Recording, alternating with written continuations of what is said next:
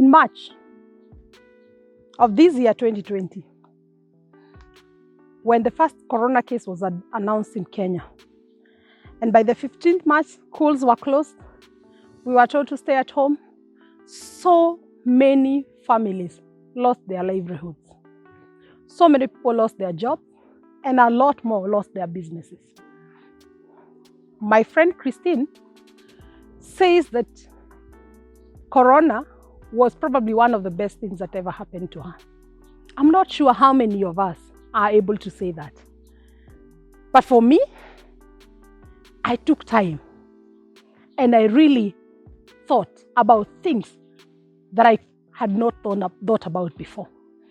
I started looking at my life, all the things that made me happy, all the things that I wanted to do, because I realized that we are in this part of life, in this side of the world, for only a short time.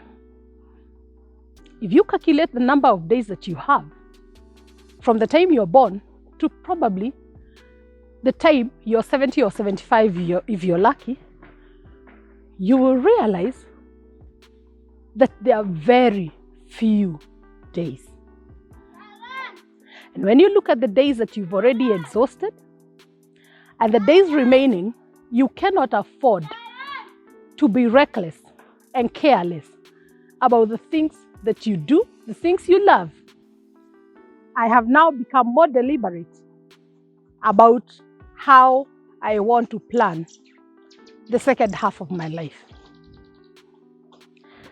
And what I've realized is that indeed it is true that you can choose to see what has happened as a problem, or you can decide to see it as an opportunity. J.F. Kennedy, giving his speech, said that the word crisis in Chinese means both danger and opportunity. And so in every crisis, you can decide to look at the danger and be so petrified and fearful about all what it portends, or you can look at it as an opportunity and look at all the things that could happen, all the what ifs that could happen. And what I've decided, and probably that is why we are doing some of these videos, is that I want to look at this crisis as an opportunity. I want to be more. I want to do more. I want to go out and do all the businesses that I've always dreamt of doing.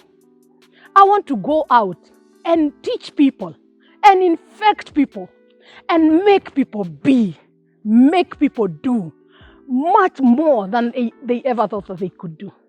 And I hope that I will be a little inspiration towards your journey of wanting to be more.